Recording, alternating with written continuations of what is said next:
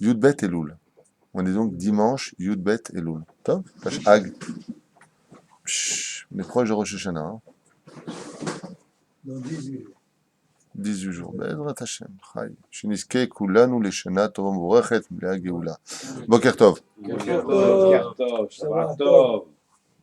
Les deux frères, vous arrêtez votre Horace et Jasper. Ils ont répété. Tov. Sans plus tarder, on a une petite heure pour questions-réponses. On est dimanche, comme d'habitude. Questions d'ordre général.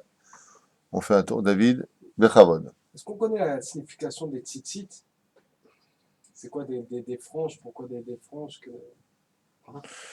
Ah, est-ce qu'on connaît la signification des tzitzit? Pourquoi est-ce qu'on a des franges? Effectivement, à la base, la mitzvah des tzitzit apparaît deux fois de façon historique dans la Torah. La première fois qu'on en voit son premier aspect, c'est dans l'histoire de la création du monde, comme l'explique le Ben Ishraï dans son premier commentaire sur la première paracha de Bereshit, Ilchot Ben Ishraï, où Dieu, quand il a créé la lumière, et que cette lumière a été prise pour la création du monde, eh bien, il a laissé des bribes, comme des franges, d'un espèce de grand tissu qu'on appelle la lumière originelle, et ce grand tissu, il est censé vivre, s'appelle aujourd'hui Shabbat et Yom Tov, c'est ce que nous chantons, Me'ain Olam Abba.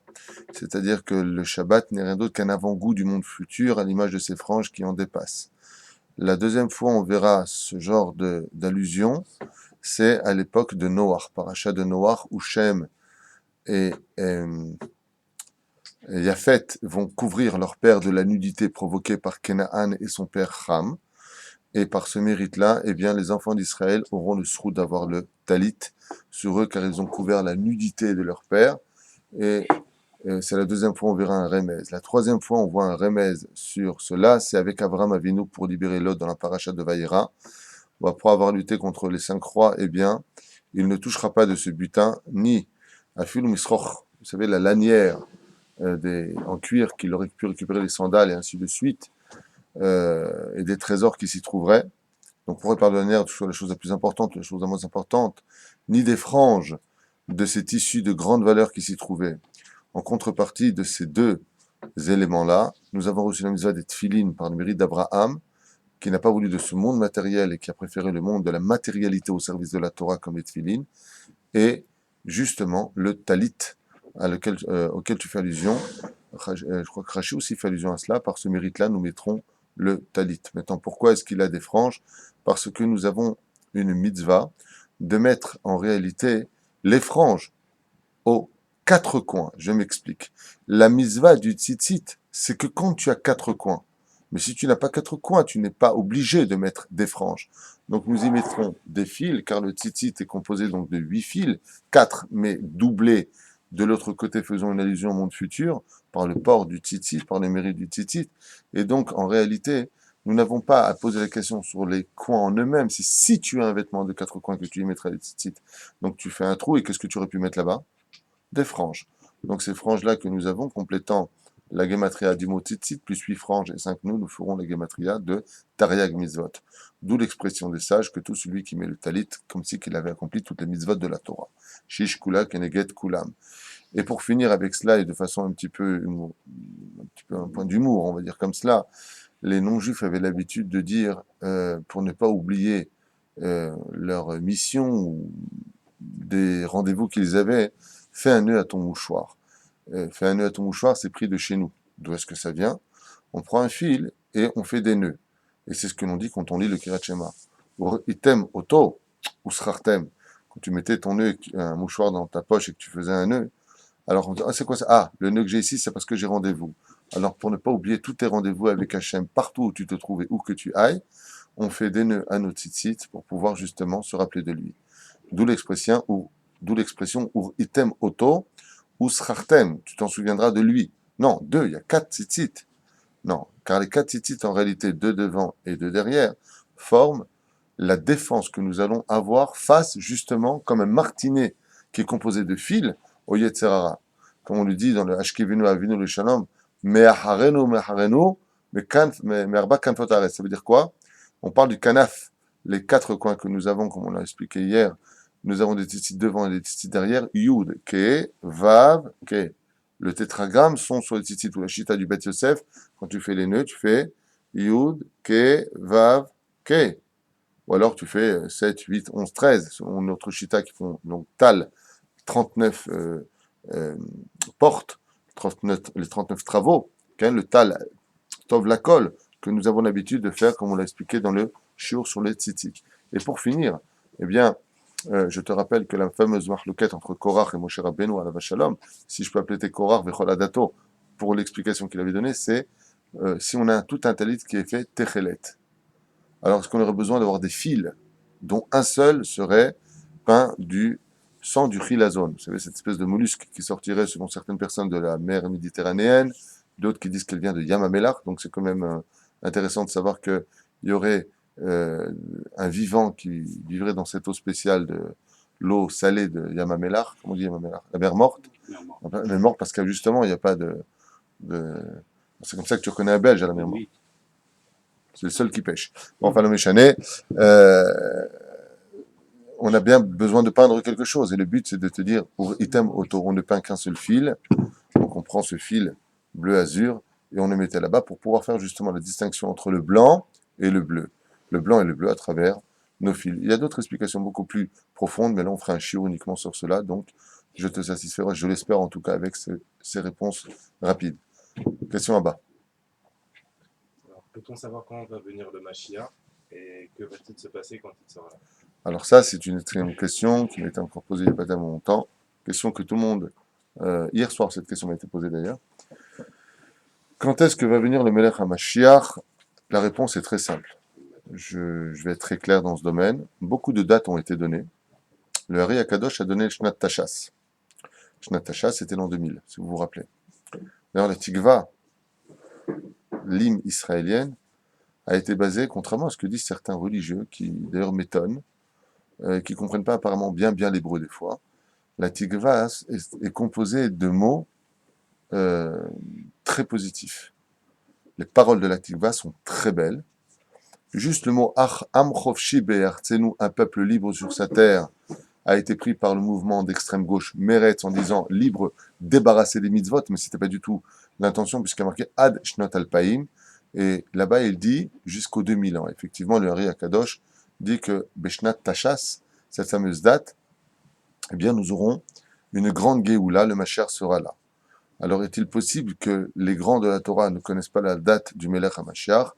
Et la réponse est que s'ils ont donné une date, c'est que cette date devait avoir lieu. Le Haris dit que c'était cette date-là, eh bien c'est qu'elle devait avoir lieu. Si elle n'a pas eu lieu, comme ce fut le cas de bien des grands qui ont prescrit des dates mamash précises, telle date, Bezrat Hashem, préparez-vous, c'est la dernière fête de l'année. Comment se fait-il que tout le monde se gourre? Oui, même les chassides de Gour se sont trompés.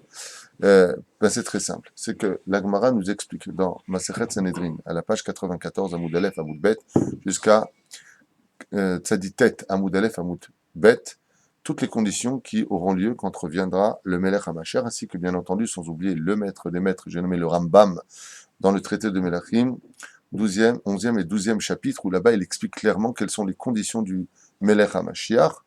Eh bien, il faut savoir que ces dates-là sont dépendantes de deux choses, comme c'est marqué, où le Mashiach viendra sur un nuage, ou il viendra sur un chamor, c'est-à-dire sur le dos d'Ishmaël, sur le dos de l'islam, en d'autres termes, c'est-à-dire, comme l'explique le Zohar HaKadosh, sur la dernière galoute, la 5e et dernière galoute, qui à elle tout seule sera plus douloureuse que toutes celles que nous avons déjà traversées, pour nous dire que où on vient le recevoir parce qu'on a du mérite, comme c'est marqué, ou une génération complètement innocente, ou une génération complètement coupable, donc c'est quand même très difficile, à tel point la Gemara nous dit que le Mashiach ne viendra quand on ne saura plus faire de différence entre le peuple d'Israël et les nations du monde. C'est-à-dire que quand tu auras la Gay Pride à New York ou à Paris, il y aura la Gay Pride en Israël. C'est-à-dire que tu ne vois plus de différence entre eux. Comme ça, dit la Gemara noir sur blanc.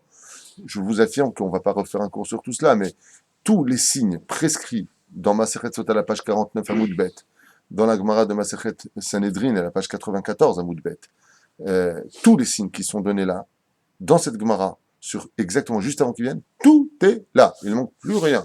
Juste qu'une chose, que toute une nation nous haïsse, qui monte contre nous, et c'est fini. Gemara, c'est pour. Donc tout est là. Alors comment se fait-il qu'ils ont donné cette date et qu'on n'a pas vu de résultat? La réponse est très simple. Eux, la date qu'ils ont donnée, c'est quoi?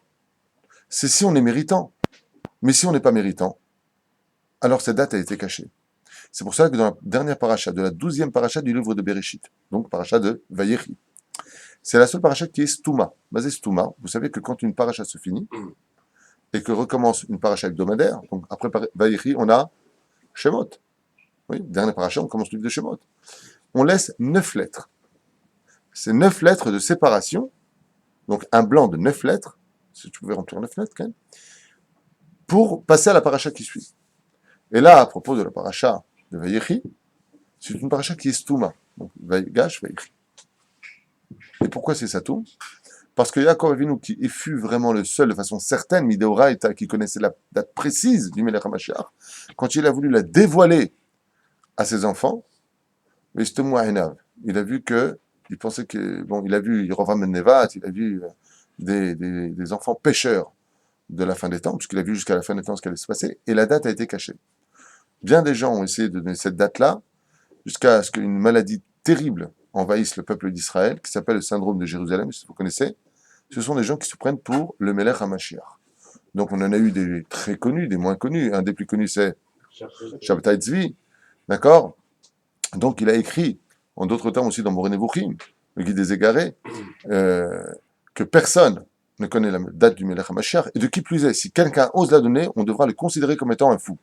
Donc personne ne connaît la date du Melech HaMashiach, et pour plusieurs raisons.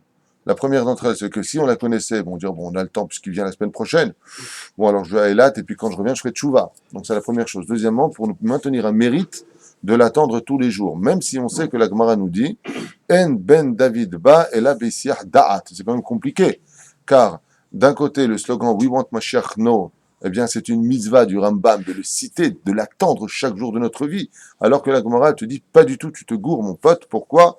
Parce que tant que tu l'attends, il viendra pas. Il ne viendra que quand il y a Issiar Da'at, je ne l'attends plus. C'est exactement ce qu'on vit aujourd'hui. On le dit le matin, mais on l'attend pas l'après-midi, comme le Chafetz Chaim, qui ne sortait jamais de chez lui sans sur son dos son vêtement mis dans une sacoche, jusqu'à ce que ses élèves lui disent à la fin de sa vie, Vodarav, partout où vous allez, vous avez cette sacoche accrochée à votre dos. Il dit, mais tu plaisantes ou quoi? Si Mashiach arrive, il faut bien que je me change. Lui, il attendait tous les jours le Mashiach. Il y a un père, son fils qui vivait aux États-Unis, lui a envoyé un billet d'avion pour venir au mariage de son fils à Los Angeles. Il y a à peu près une trentaine d'années de cela. Un grand rave à Yerushalayim, il a envoyé une réponse à son fils. Je suis désolé, mon fils, mais je n'ai pu venir à ton mariage. Car qui me dit que quand je ne serai pas dans l'avion, le Mashiach ne va pas se déclarer? Ce sont des gens qui vraiment vivaient la venue du Mashiach. Ici, Ardat, ça veut dire que on attend le Mashiach, ouais, Areni Ma'amin, Bemouna Shlema, ouais, bien sûr, je l'attends. Mais la preuve en est que tu l'attends pas chaque jour. Comment? Mais comment tu peux fauter? Comment tu peux t'occuper du monde d'ici pas de Shtuyot? Donc on n'attend pas vraiment, on n'est pas au qui-vive, on n'est pas en train d'attendre vraiment, comme si que, je vous donne un exemple de ce qu'on appelle vraiment attendre. Vous avez remarqué qu'on a tous un tic quand on attend le bus, ouais, on regarde constamment notre montre, et en plus on descend du trottoir pour voir s'il arrive. Comme si qu'en faisant ces gestes-là, imagine tu fais ça, et le chauffeur qui arrive à ce moment-là, tu fais, ouais, je sais, j'arrive. Tu es en train de descendre, tu crois qu'en faisant ça, ça fait avancer plus vite le bus? Non, ça veut dire vraiment je t'attends. Le jour où on arrivera à cet état de vraiment je t'attends, alors peut-être que vraiment il viendra. C'est ce que voulait dire le Rabbi Lubavitch en disant il faut absolument demander, mais tous le Mashiach. Et si ce n'est pas réalisé, c'est parce qu'on n'a pas tous demandé réellement parlant. Comme dit le Zohar HaKadosh, la Shrina veut plus nous libérer que ce que nous on demande à être libérés. Alors pour répondre à la première question, quand est-ce que viendra le Melech HaMashiach? Ça a été posé plusieurs fois dans la Gemara de Sanhedrin, en d'autres termes avec Rabbi Yoshua ben Levi, de la ville de Loud, qui a posé la question en disant mais à Eliou Hanavi, Zachor Letov, il a dit, mais il vient quand? Il vient quand, le Mashiach? Il lui a dit, ben, si tu veux savoir, t'as qu'à lui poser la question à lui. Il lui a dit, d'accord, mais il est où? Il lui a dit, aux portes de Edom. Edom, pas à Kavana, en Italie, mais il y a un endroit à Yerushalayim, au côté du Kotel, qui s'appelle les portes d'Edom, Tovlom et Chané. C'est plusieurs opinions sur le sujet. Alors, qu'est-ce qu'a fait Rabbi Yoshua ben Levi? Il est parti le voir, et il a trouvé le Melech HaMashiach. D'ailleurs, il lui a demandé, mais comment je reconnaîtrai? Il lui a dit, c'est simple, quand tu verras quelqu'un de très malade, avec des bandages et tout ça, c'est lui. Top. Ok. Quand il est arrivé, il l'a trouvé. Il lui a dit à Taben David, tu es le fils de Melech HaMashiach, oui, un peu comme toi qui est bandé aujourd'hui. Ah, peut-être que tu es le valet du Mashiach. Tov. Il y a beaucoup qui ont le prénom Mashiach. Est-ce que c'est un bien ça? Je n'ai pas fini la question, on viendra à ta question un peu là, tout à l'heure. Ça compte. Alors, le bandage, comment il a vu? Il a vu comme ça, d'ailleurs, il s'est passé un événement curieux. C'est comment quand tu as un bandage, regarde ta main par exemple, elle est un peu mnekken comme ça. Oui, quand tu fais un bandage, comment tu fais? D'accord, tu fais un bandage. Mashiach, il n'a pas comme ça. Il a des bandes coupées, comme ça, qui posent juste sur ses plaies, une espèce de lèpre pauvre, parce qu'il porte sur lui toutes les maladies du peuple d'Israël. Quand on fait de la vérote, le Melech Mashiach est frappé pour ne pas qu'il se dévoile. Donc comme il est faible, il ne peut pas se dévoiler. Plus on faute, plus on lui permet de rester malade et de ne pas pouvoir se dévoiler. Sauf si on arrive à une date limite que je vais tout de suite expliquer Blinéder. Je voudrais quand même avancer parce qu'il y a d'autres questions. Alors, très brièvement, il lui a posé la question en lui disant c'est quoi d'abord ça? Il lui a dit parce que si j'avais, comment ça s'appelle, un bandage qui était trop long, pour libérer le peuple d'Israël, je perdrais quelques secondes pour enlever mes bandages et me dévoiler. Donc, je mets simplement des petits morceaux pour tout de suite les enlever et me dévoiler. Il lui dit bon, d'accord. Chazak ou Baruch, Ardout, Am Israël, super. Mais quand est-ce que tu viens? Il lui a dit Hayom. Rabbi Yoshua ben Levi, quand il a entendu ça, il est rentré chez lui. Yahlili way, yahlili way, yahlili way. Il était comme un fou. Il a annoncé à tout le monde Mashiach il vient, Mashiach il est là.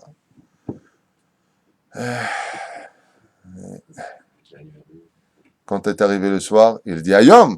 Arrivé le soir, il est parti voir, il a dit quoi, le Mashiach il est menteur. Il m'a dit il vient aujourd'hui. Il est parti revoir le Melech HaMashiach. Et nous, hier, je t'ai demandé quoi, tu m'as dit Hayom. Il lui a dit, mais t'es parti avant la fin de la réponse. Maïta Tchouva. Hayom im bekoli tishma'u. Im bekolo tishma'u. Kavana. Je viens aujourd'hui si vous écoutez les préceptes de Dieu. Ça veut dire ce qui fait venir vraiment la Géoula, c'est vraiment le Torah Mezot Masim Tovim. Comme il y a marqué dans ma Sechet Shabbat, à la page 118 à Moudbet, que si on fait 2 Shabbatot, tout de suite le Mashiach il vient, sans condition. On n'aura pas besoin d'attendre le mois de Nissan ou autre chose pour qu'il vienne. Donc, personne ne connaît réellement la date du Melech HaMashiach. C'est pour cela qu'on se doit de l'attendre tous les jours pour garder le srout de la Emouna. Mais ce que l'on sait, c'est qu'aujourd'hui, il est né, c'est certain. Comme disent les Mekoubalim, je vous ferai un petit cadeau comme ça au niveau mathématique de l'étude. Vous savez que Erev Shabbat, l'homme a été créé. Donc 3 heures avant l'entrée de Shabbat. Si vous faites un calcul, Erev en Gematria, ça fait 272. Ouais. Erev, Aïn, Resh, Bet. 272. Le monde a été créé pour combien d'années? 6000 ans. Donc, retirez sur le 6000 ans 272 et ça vous donnera exactement 1967 en traduction française. C'est-à-dire que si je veux faire un calcul rapide comme ça devant vous, pour ne pas perdre de temps, très brièvement, aujourd'hui on ne se fatigue plus puisqu'on a Marchev, Moarchev, voilà. On va faire 6000 ans, pardon, moins 272, et ça nous fait un total de... Voilà, je fais une bêtise là. 6000 moins 272. 5728. Regardez votre calendrier. Depuis 5728. 5728. D'ailleurs, c'est ma date de naissance. Il n'y a pas de rapport avec, bien entendu, moi et le Mashiach. Vous soyez tranquille. Chaz Shalom de penser une telle chose. 5728, c'est 1967. Depuis la libération de Jérusalem, selon tous les Mekoubalim, Mashiach est obligé d'être né. Il est peut-être né avant, il est peut-être né, mais après, c'est pas possible. Il est né en 1967 minimum. Ça ne veut pas dire que c'est cette date précise. Mais Erev Shabbat, Erev Gematria 272. Pour t'enseigner qu'à la libération de Jérusalem, le Nitzot du Melech HaMashiach est déjà né. Même si, effectivement, Rabbi Israël au dessert vient surprendre tout le monde. La réincarnation de Rabbi Nachman de Breslev, comme ça il était en tout cas prescrit, vient nous dire que Melech HaMashiach c'est un enfant. Il a à peu près 5-6 ans. Etc., etc., etc. Qui vivra, verra. Je n'en sais absolument rien, qu'il soit jeune, qu'il soit vieux, que ce soit le Rabbi lui-même, chose qui m'étonnerait, mais que ce soit lui ou pas, peu importe. Ce qui compte, c'est qu'il vienne. Tu as parlé du mot Mashiach. La Gemara nous dit pourquoi on l'appelle Mashiach. Son nom, c'est pas Mashiach du tout. Il a 4 noms. Mem, Menachem. Menachem Mendel, qui vivra, verra. Shin, Shilo. Yud, Inon, Chet, Hanania. Ce sont ces 4 noms. Et la Gemara rajoute Ushmo, David. Mais il n'est pas cité dans les lettres du mot Mashiach. Donc comme ça, nous avons 4 noms. Et vous allez vous calmer les mecs.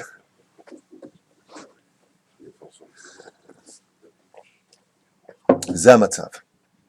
Maintenant, pour finir, pour ta deuxième question, eh bien, je vous inviterai volontiers à rentrer dans les Ilchot Rambam, même si on a une grande mahloquette entre Rabbi, je crois, Yochanan et Rabbi Shmuel, oui, à savoir qu'est-ce qui se passera quand eh bien, le Melech HaMashiach viendra. La Gemara de Masechet Shabbat, à la page 30 à Moudbet, nous dit là-bas que le monde sera complètement transformé. La Gemara dans Sanhedrin aussi nous dit que le monde sera complètement transformé, et pourtant, il y a une déa qui dit que pas du tout. Et c'est la déa du Rambam, qui se replie d'ailleurs à cette déa-là et qui dit, de cette opinion, déa veut dire opinion, et qui dit Aolam keminago inhag. Aolam keminago inhag. Eh bien, le monde continuera à fonctionner exactement comme on le connaît aujourd'hui. Seulement, la différence, c'est qu'il n'y aura plus le joug des nations sur nous. Alors déjà, rien que d'entendre une chose pareille, c'est obligé que ça change le monde.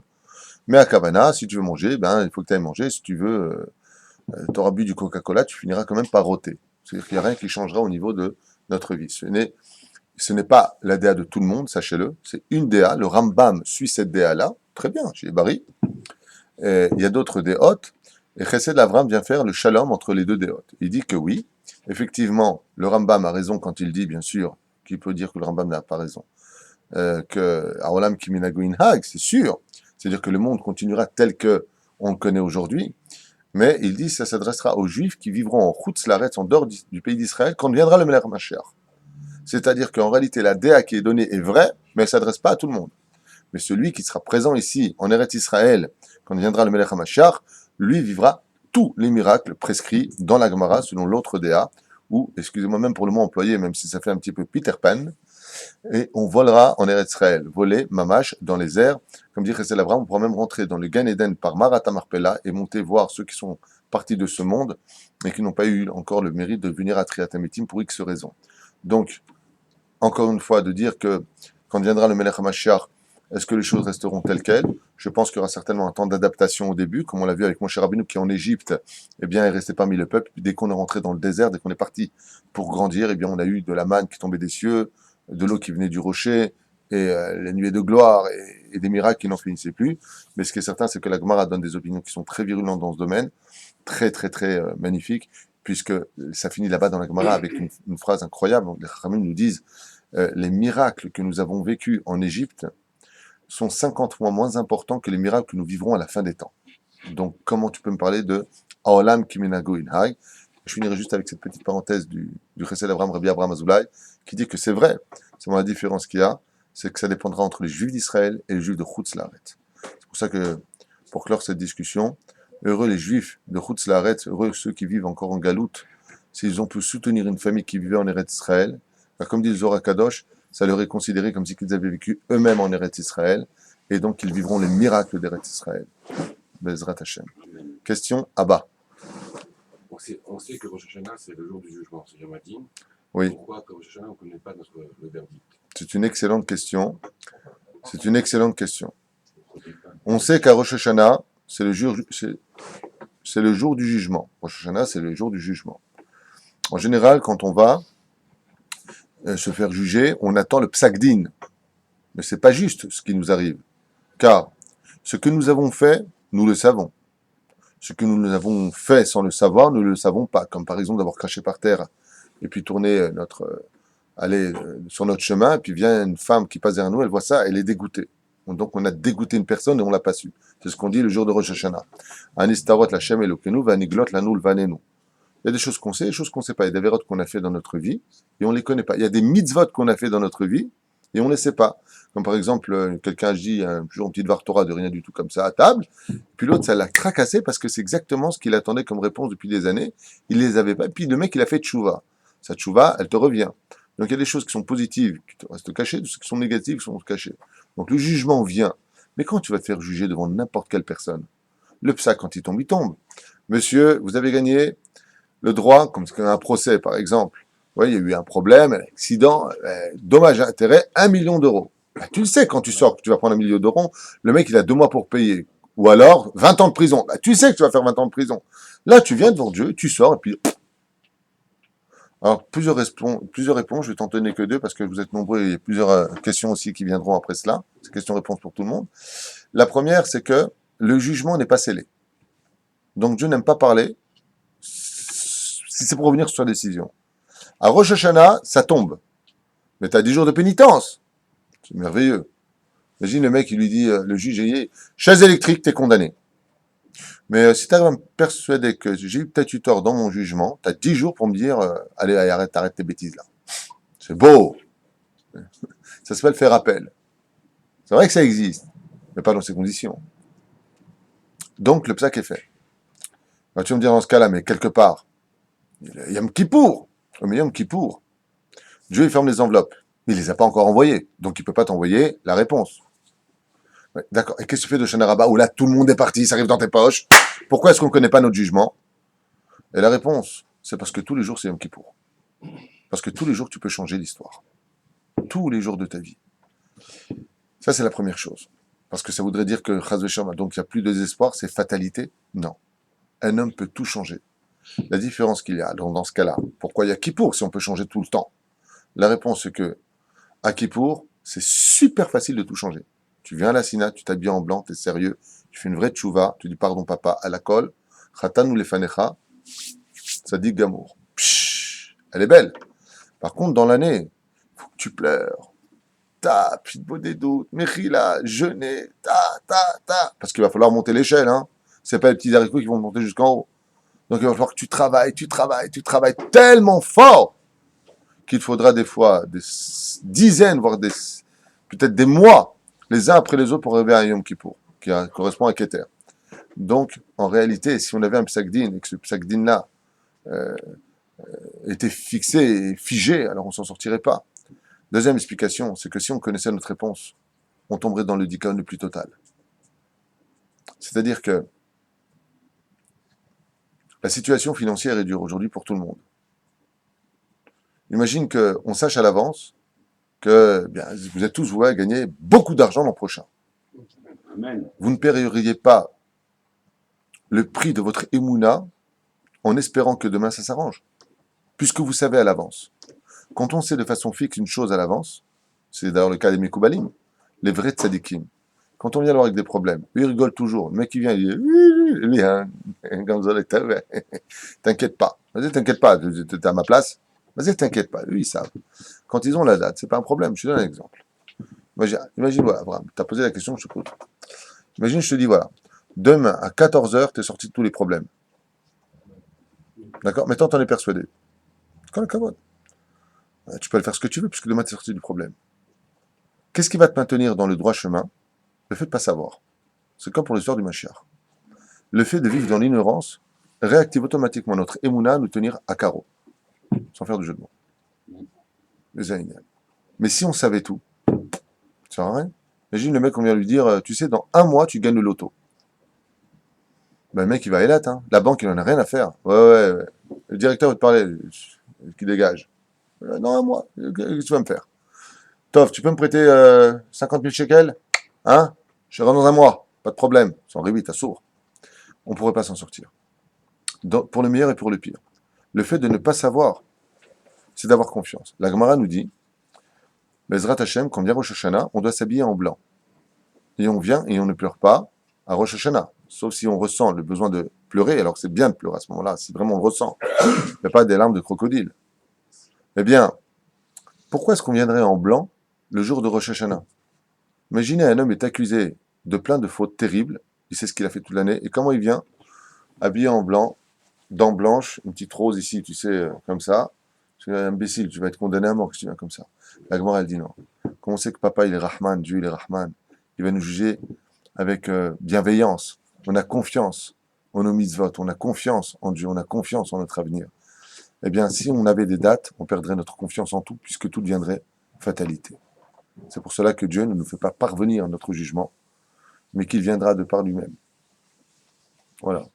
Des fois, quand tu emmènes ton fils chez le dentiste, tu vas pas lui dire, alors chérie, regarde, il va te prendre une aiguille, ça comme, il va te la mettre là, tac, comme ça, Puis après, il va prendre la roulette. Papa, c'est quoi la roulette? C'est un truc qui va te péter la dent de l'intérieur, tu vois. Il va te faire un trou énorme.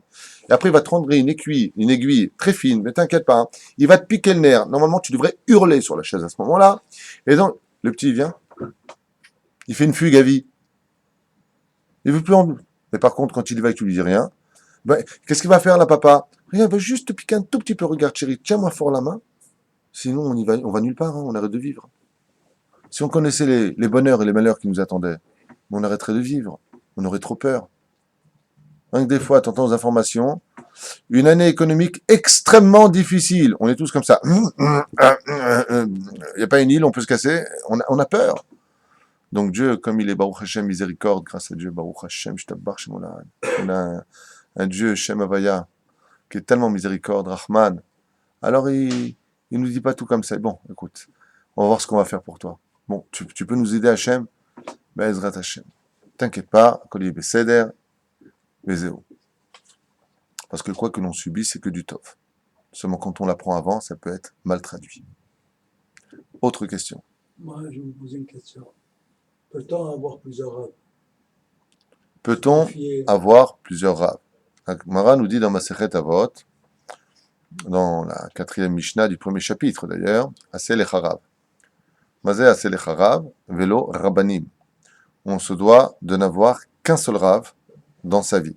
Bamed Varim Amurim. De quoi est-ce que nous parlons? Comme par exemple, vous allez à l'Yeshiva, vous avez le Mashgiach qui va faire du Moussar, de la morale.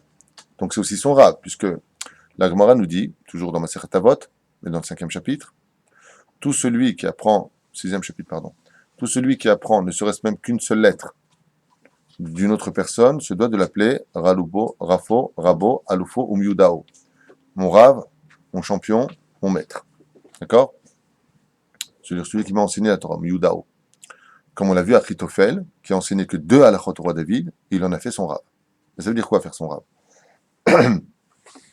On peut tout à fait aller dans les Shiva le matin, étudier Masechet Brachot chez un rave, et puis Masechet Baba Metzia l'après-midi chez un autre rave.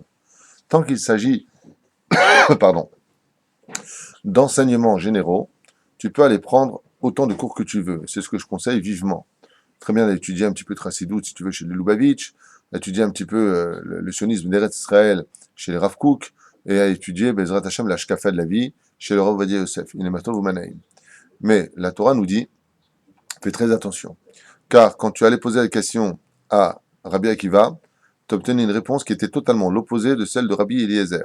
Quand tu allais poser une question à Shammai, comme on le voit dans la Masechet Shabbat à page 31 Moud Aleph, où Shammai et Hillel là-bas, il y a un Kouti qui vient poser une question, l'autre qui le renvoie, l'autre lui dit je donnais la réponse.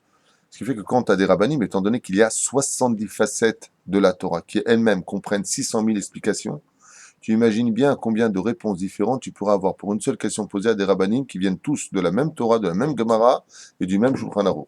C'est quand même terrible. Par exemple, je voudrais un petit peu vous faire peur. Vous savez combien de livres ont été écrits sur les commentaires du Yad HaChazaka, du Mishneh Torah du Rambam? Plus de 1000. Il y en a qui disent que Mapitam, la Kavana du Rambam, c'est de dire comme ça. Mapitam, le Rambam, il explique Mapitam, ce qui veut dire c'est Yeshuv Eretz Israël, c'est d'Oraita. Non, Yeshuv Eretz Israël, c'est des Rabbanan selon le Rambam. Non, combien de commentaires? C'est même sur un qui parle, on a des millions de commentaires. Et tous disent la vérité, c'est ça le drame. Comment comprendre les choses? La Torah ne te demande pas de rentrer dans les complexités des réponses qui existent à travers toutes ces générations qui ont démarré de Moshe Rabbeinu jusqu'à Yoshua ben Nun, les Ekenim, la Knesset Agdola, les Zugot, les Tanaïm, les Amorim, les Saborim, les Geonim, les Rishonim, Acharonim. On ne va pas te demander de rentrer dans tout cela. On va te demander d'avoir un rave et de suivre ce rave. Bien entendu, on ne parle pas d'un rave âgé, en un mot. On parle d'un rave normal, un rave qui vraiment est orthodoxe dans sa Torah. Peu importe sa kippa, mais au moins un rave qui est sérieux avec son Shulchan Aruch. Qu'est-ce qu'on appelle un rave?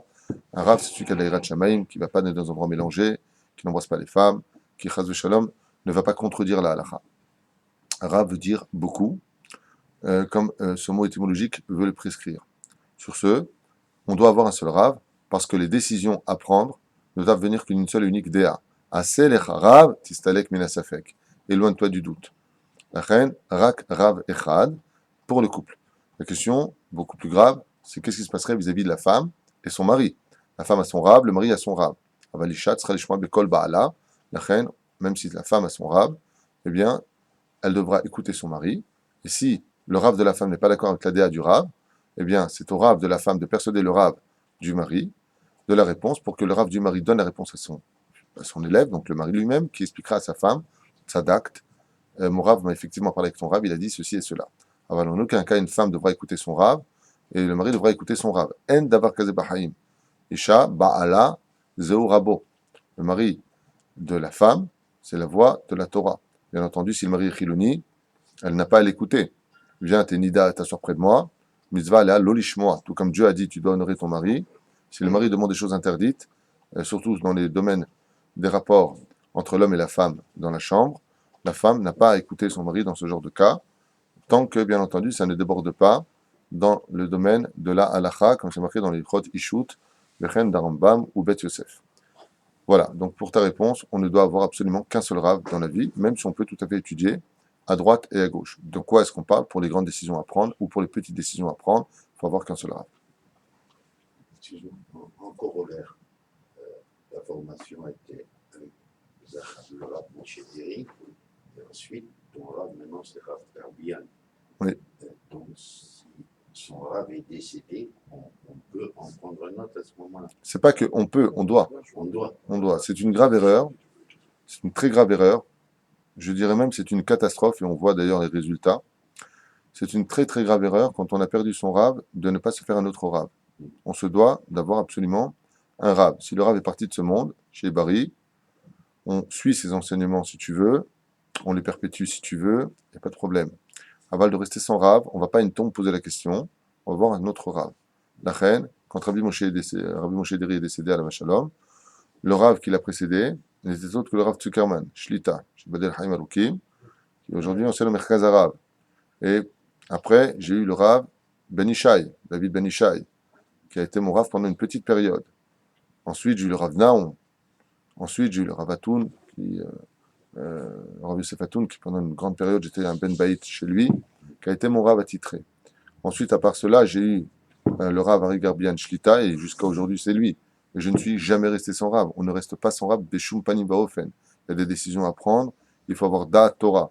Et aujourd'hui, grâce à Dieu, j'ai non seulement mon Rav, mais des gens avec qui je m'entretiens, comme le Rav Chaim Pirzon, qui est Posek Halacha, le Rav Mashiach Benyamin, que vous connaissez ici présent, qui est Posek Halacha, pour pouvoir prendre de bonnes décisions et avoir Da Torah, sans oublier le Rav Shenin, d'ailleurs à qui je communique toutes mes condoléances, puisqu'il a perdu son épouse, à la Shalom, avec qui je suis très très en rapport pour le meilleur de la ville d'Ashdod pour l'instant. Bezrat Hashem. Donc oui. Question à bas. Alors Oui, question. que doit-on faire pour être riche en Israël? Alors ça c'est la question des questions. On veut dire en Israël. Pourquoi en Israël? Bah parce qu'il va faire ça aller en Israël, je pense. Alors, que doit-on faire pour être riche en Israël? Travailler? Oui, si tu veux. D'abord, avant tout, il faut savoir que ce que je veux dire maintenant est un peu ennuyeux ou ennuyant. Toute l'histoire de l'Aliyah en Eretz Israël, vous savez que le Tikkun d'Eretz Israël, c'est la Parnassa. Pourquoi? Parce que s'il y avait une Parnassa abondante en Israël pour tout le monde, ce serait le pays de Casimir. On viendrait tous par intérêt ici. Il fait bon vivre ici, on est sur une terre exceptionnellement belle. Baruch Hashem, on est chez nous, parmi son peuple, on parle notre langue, on a une belle armée grâce à Dieu, que Dieu bénisse nos enfants. On a les Ganes, c'est le pays des enfants. D'ailleurs, très souvent, les parents veulent souvent repartir dans certains cas pour des raisons justifiées ou injustifiées, peu importe, les enfants s'y opposent souvent, parce que c'est vraiment le pays des enfants. C'est un pays où on n'a pas peur de laisser nos enfants dans la rue, on n'a pas peur. Baruch Hashem, on est très bien. Donc si en plus de ça, tu as la Parnassa, tu es déjà au Gan Eden. Donc il faut bien qu'il y ait un petit truc qui te délire, un petit peu quand même. Faut pas non plus. Même les missiles, quand ils arrivent, t'entends les sirènes, tu vois les mecs fument une cigarette dans les coins. J'ai vu la fois Rachova Shayatim dans le coin, un groupe de femmes, les sirènes, inconscientes ou conscientes, peu importe, mais pour vous dire l'atmosphère, quoi. Elle parlait comme ça, elle regardait dans le ciel, il vient son missile ou pas, celui-là. C'est-à-dire que on sent ici un bitachon, même si c'est un peu extrapolé ou exagéré, mais on sent ici vraiment qu'on est chez Dieu, on est bien ici en Israël. Donc il faut bien que ça délire un petit peu. Malgré tout, la Gemara. Dans ma Masechet Shabbat, à la page 119, un Moudalef, il y a marqué là-bas. Uma ya'ase Adam leitacher. Tu peux me donner la Gemara? C'est celle-ci. Shabbat. Avance. Stop. Voilà. Todar Batzelek. Alors, soyez un tout petit peu patient avec moi. Voilà. 119, Hamoud Aleph, la Gemara nous dit.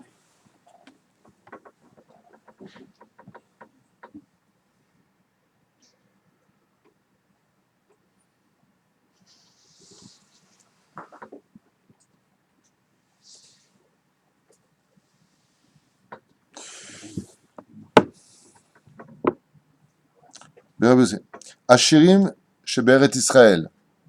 Les riches d'Eret Israël. Bame Enzochin. Comment est-ce qu'ils le deviennent riches? Amaro. Ou Amarle. Bishvil Shema Asrin. Shenemar Aser. Kede Shitit Aser. En Eret Israël, on devient riche par le biais du Maaser. Alors tu me dis, tu sais, à la tunisienne. Sur le côté. Ouais. Moi, je fais le maaser. Zelonachon, Habibi. Tu fais approximativement le maaser. Le maaser, c'est le sport bidiouk. Tu lui sors noir sur blanc dans les textes. C'est un ser bidiouk. Avec un carnet, j'ai gagné temps exactement, donc je dois temps exactement. Mishe maaser, maaserot beret Israël, muftah lo sheyashir. C'est Gemara Meforeshet, page 119, Hamoud Aleph, Masechet Shabbat. Et la Gemara, elle sait ce qu'elle dit. Vous savez pas ce que vous dites. Elle sait ce qu'elle dit. Alors ça prend un peu de temps. Aval bidiouk, il n'y a pas. Mon frère Samy m'a d'ailleurs dit un très bon conseil pour le maaser, que je salue. Il m'a dit la meilleure façon de donner le maaser, c'est de faire un prélèvement mensuel. Il l'a pas dit où, moi je le dis ici. J'en profite puisque c'est la question. Donc, ici c'est vraiment le meilleur endroit parce qu'il y a des pauvres, c'est des gens qui étudient la Torah, ça va des enfants. On fait des paniers, donc vraiment c'est Bnei Torah. Ma sœur devait le Beth Amikdash, on avait fait un cours sur le Maaser, je ne vais pas revenir dessus. Aval, comment devient-on riche en Eretz Israël avec le Maaser? Tu me dis, elle a dit déjà que la vie, on s'en sort pas, c'est très difficile de gagner sa vie. Ouais, mais attends, tu veux être riche, il faut bien que tu investisses. Vous avez compris ce que je viens de dire? On est franchement, il n'y a qu'un juif qui peut être comme ça, on est comique. J'adore ce peuple auquel j'appartiens grâce à Dieu, qui me donne d'ailleurs assez de joie pour toute la journée, le peuple d'Israël. On veut gagner beaucoup d'argent pour être bien. Quand on a assez d'argent que ça ne nous dérange pas de donner le maaser, on veut le donner, on veut être riche. Vous avez compris ce qui se passe? T'as rien compris. Tu veux le beurre, l'argent du beurre, et on n'ira pas plus loin.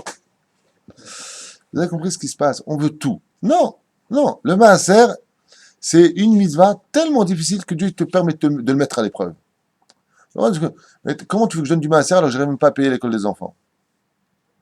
Tu rentres dans les comptes d'Hachem. Pour l'école des enfants qui apprennent la Torah, tu ne dois pas rentrer dans les comptes de Dieu. Alors c'est difficile. Si tu lâches pas le morceau, Aser, Kedé, Shetit, Asher. Mais tous les mois, précis, combien tu dois exactement au maaser. Et si tu n'as pas pu donner ce mois, tu notes. Et tu dois à Dieu tant pour le mois d'après. Et tu amènes ça à la yeshiva. C'est comme ça qu'on prélève le maaser. Donc ta réponse est marquée ici, noir sur blanc. Bavel, en Babylonie, pour ta gouverne comme ça un petit peu, comment? Bechabdim et ta Torah. En Babylonie, comment? Bechabdim et ta Torah. Et en Chutz Laaretz, comment on devient riche? En respectant le Shabbat. Voilà. Donc c'était pour répondre à ta question. En parlant de ça, donner le maaser. Attends juste un instant parce qu'il y en a d'autres qui parlent. Il vaut mieux donner un maaser de sa ville, par exemple quelqu'un qui habite en Côte-Ferrette, qui doit se tenir des mirages sur la vie, voilà. Très bonne question. Préférence à Israël. Très bonne question. Il y a un seder à Difuyot pour les Maasrot, tout comme pour la Tzedaka. Le premier endroit qu'un homme se doit de soutenir, c'est ce qui est marqué dans la Masechet Avot. Bemakom she'en ish tishtadel yot ish. Je m'explique. Dans un endroit où il n'y a pas d'homme, on se doit de s'efforcer d'être un homme. C'est-à-dire qu'à Pi Halacha, vous demanderez ça d'ailleurs au Rav Lévi, puisque c'est un Talmid Chacham, Baruch Hashem, ton Rav là-bas à Paris, c'est Halacha Meforeshet. Si j'ai une yeshiva qui est dans un endroit où il n'y a pas de Torah, c'est la seule yeshiva, et j'ai la ville de Bnei Brak où il n'y a que de la Torah, j'ai l'obligation de soutenir l'endroit où il n'y a pas de Torah. C'est une obligation. Ça passe avant tout le monde. Comme l'a expliqué le Chida, les Juifs de Chutz Laaretz, alors ce que je veux dire maintenant, c'est le monde à l'envers. Eh bien, arrêtez de vivre comme des ânes battés et apprenez la vérité. C'est parce qu'il y a des juifs en Eretz Israël que les juifs de Khoutzaretz peuvent vivre, et non pas le contraire comme vous l'enseignez bêtement. Tous les sages l'ont écrit. Tous les sages l'expliquent. C'est parce qu'il y a des juifs qui sont... Là d'ailleurs, je vous dis un truc, la seule façon d'exterminer le peuple d'Israël, il n'y en a qu'une. Une seule. Non. Pas de bêtises. La seule façon d'exterminer le peuple d'Israël, c'est pas compliqué du tout. Tu sors tous les juifs, sans exception d'Eretz Israël, il n'y a plus de peuple d'Israël. C'est-à-dire que si tu prends tout le peuple d'Israël et que tu les mets en galoute, et tu laisses un seul juif qui est ici, c'est par le juif qui sera ici que tout le monde pourra respirer dans l'atmosphère sur terre. Il faudra toujours qu'il y ait des juifs en Eretz Israël. Donc le Chida Akadosh a écrit dans son contraste, il n'existe pas de digne de tzedaka pour Eretz Israël, mais de pikuach nefesh, car c'est une chova. Le Chida Akadosh étant arrivé dans la ville de Bordeaux, vous savez que chaque ville a été jumelée à une autre ville. Et la ville de Hebron était jumelée avec la ville de Bordeaux. Les juifs de Bordeaux étaient extrêmement nombreux, il y a à peu près 260 ans, 270 ans. Et le président de la communauté de la ville de Bordeaux à cette époque a dit au Chida, comme quoi qu'il y a vraiment des gens qui ne connaissent pas leur place, quand on s'adresse à un Chida Akadosh Rabbi Chaim Yosef David Azoulay, le maître des centimètres, le maître des maîtres, le Chida Akadosh, Posek Halacha à dire, tous les livres que vous voyez en haut, c'est lui qui les a écrits. Tous ces livres-là. Amok Meot. Qu'est-ce qu'il est parti lui dire? Je comprends pas, Rav. Il n'y a pas marqué dans le Shulchan Aruch, qui est en train de l'apprendre une halakha, qu'on doit donner d'abord aux pauvres de sa rue, de son quartier, de sa ville et de son pays avant de donner ailleurs. Le Chida Akadosh, quand il a pris la caisse, vous savez, les religieux là, la Rougeille, qui est venu donner du srout, de l'air à respirer pour ceux qui sont en route Slaharet. Vous savez, ceux qui se caillent le sang à demander pour les yeshivot. Quand il a pris l'argent, il lui a dit comme ça, hein, je viens pas chercher de la tzedaka. Ah, Maharet, il lui a dit, je viens pas chercher de la tzedaka. Je viens chercher une taxe obligatoire, t'as pas compris? Et si toi, là, tu vis dans ta petite villa aujourd'hui à Bordeaux, c'est uniquement parce que moi, le Chida Kadosh, et tous les élèves, on étudie à Yerushalayim, j'ai votre Bethel. Il a... Cet homme-là a été, d'ailleurs, dans l'histoire, j'ai lu ça, vous regarderez dans la biographie du Chida. Le mois qui a suivi le départ du Chida de la ville de Bordeaux, il a eu le cancer du cerveau. Il a été opéré, sans anesthésie, direct. C'était sa souffrance. Lama, fais attention quand tu parles de la Tzedaka d'Eretz Israël. Alors d'abord, avant de donner au KKL et à d'autres organismes, soutenez la Torah, car si on a la Torah, on aura tout ici. Les mains d'Avardomé, c'est comme quelqu'un qui va absolument acheter des roues, mais qui a oublié l'essentiel, les moteurs. Si t'as pas le moteur, ça va rien tes roues. D'abord, il faut soutenir la Torah, et après, il y aura le KKL, et le Bazael, et le Nanael, et tout ce que vous voulez. D'abord, soutenez la Torah. Im bechukota et telechu, si vous regardez mes préceptes et mes mitzvot, s'il y a des gens qui étudient la Torah en Eretz Israël, alors vous pouvez être certain qu'il y aura de la sécurité en Israël, il y aura de l'abondance en Israël, comme c'est marqué, im en Torah, en kemach. S'il n'y a pas de pain, s'il n'y a pas de Torah, il n'y a pas de pain. Mais s'il n'y a pas de pain, il n'y a pas de Torah. Donc soyons des associés entre Zvouloun et Issachar, pour qu'ensemble, Ezrat Hashem, Shamaim Vares puisse vivre en harmonie. Le ciel et la terre en harmonie. Question. Pap, tu n'as pas levé la main. David. On a parlé du Mashiach. Comment, autant de jours après ce qu'il y a Melech, il y a de la Torah partout, même à ce temps-là, il n'est pas venu. Comment nous, on peut espérer alors le faire revenir Pour voir, ça c'est une excellente question. Aujourd'hui, David Ayaka. Il dit, attends, je ne comprends pas une chose. Qu'est-ce que tu fais du roi Hiskiwa Melech Alav Shalom, où dans tout le royaume d'Israël, tout le monde était pratiquant, orthodoxe, pas de la shonara, que de l'amour. Il n'y avait pas une personne, un enfant qui ne connaissait pas jusqu'à les théorotes, les lois les plus difficiles, nous dit la Gemara, toujours dans Sanhedrin d'ailleurs. Comme a dit Rav Hillel, tu sais que dans la Gemara, il dit qu'il n'y a plus de Mashiach. Il dit que c'était lui Mashiach, et puisqu'il n'a pas eu le srout de se dévoiler, alors il n'y en aura plus. Le Rav Yosef intervient et dit En divrei mamashut klal, be divrei Rav Hillel. C'est pas Hillel Zaken, hein. Rav Hillel, c'est un Rav, c'est un autre personnage. Il n'y a aucune signification dans ce qu'a voulu dire Rav Hillel. Et ce qui compte, c'est pas la Gemara, c'est la halacha par rapport à la Gemara. Donc le psak, c'est oui, on attend vraiment le Melech Mashiach. Eh bien, le roi Chizkiyahu Melech, justement, s'est fait gronder par Dieu pour une seule raison. C'est qu'il n'a pas chanté. Il n'a pas chanté en l'honneur d'Hachem.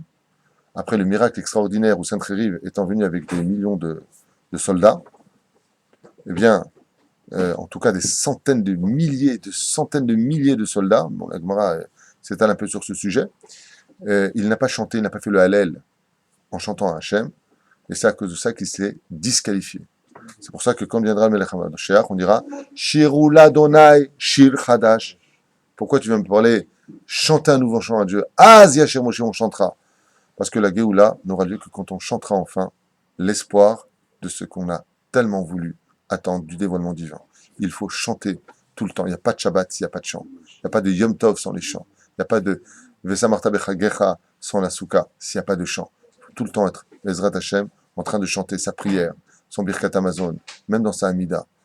D'avoir toujours un arrière ton. D'ailleurs, l'hébreu, je ne sais pas si vous avez remarqué, mais c'est une langue qui se chante.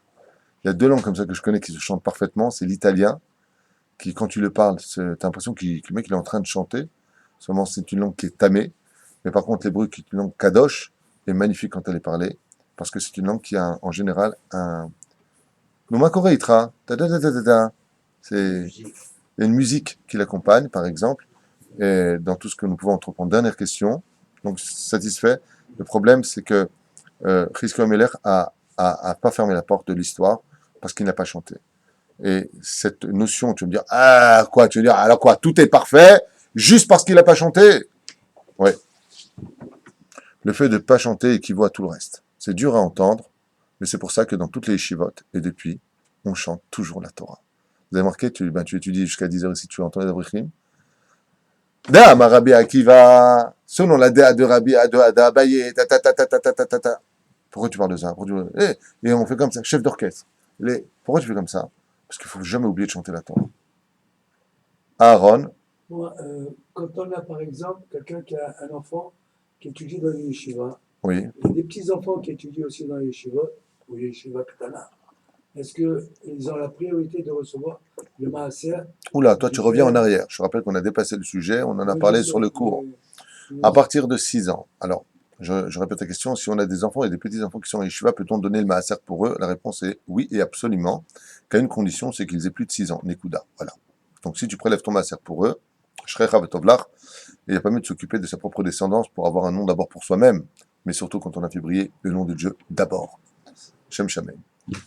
Je vais vous laisser avec Ezrat Hashem ce rendez-vous, je ne sais pas si c'est le 14e rendez-vous, je crois. Le Rav nous répond, j'espère avoir été à la hauteur de vos questions qui, Baruch Hashem, je pense, porteront leurs fruits.